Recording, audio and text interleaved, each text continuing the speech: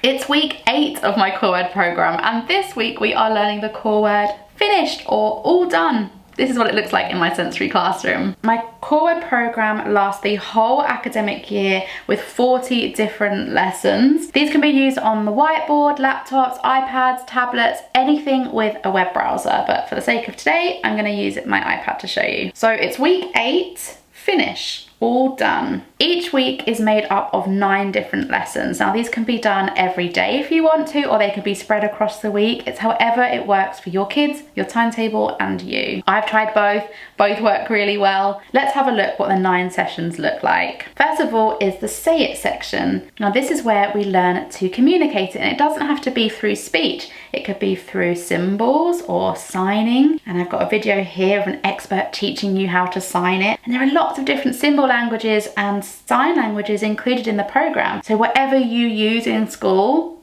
is probably in the program too. In the additional file section, you'll also find printable symbols and sign illustrations as well. I like to have these displayed on my wall all throughout the week, and we use these often through play and teaching activities. Next we have the find it section, and these are core boards, and these correlate to the printed versions that are included in the program that we will be using all throughout the year. The idea of this section is to try and find the core word on the core board. Finished! If you can't find it, you can click reveal and it shows you where it is. And this is exactly the same place as on the printable versions too. Finished. I like to have my nifty folder, so I have it on me at all times. I'm constantly modelling the core words, not only for this week, but also previous weeks as well. The next section is Hear It, which is full of different songs and little clips, so the children can really hear the core word in context. Perfect for Gestalt Language Processors. These are all clickable, so if it's a whole group, I get this on the whiteboard, and the kids come up and touch which one they want to play. Great for movement breaks or short little introduction clips. Or if you're using this with an individual, this works great on the iPad as well. They can just click them and watch what one they want to watch. I mean, it's crazy. We finish each other's sandwiches. That's what I was gonna say. In a similar way is the watch it section. These are slightly longer TV clips, including characters that your children, I'm sure, will be familiar with. Really motivating and a great filler activity whilst you're working with other groups or at lunchtime or just before home time, which is really fun, motivating, and the children won't even realise they are learning. Also got the play it section. Finish all of the cookies. With this one, you have to use your index finger and touch all of the cookies to eat them. Really fun and motivating. The kids love the audio in this.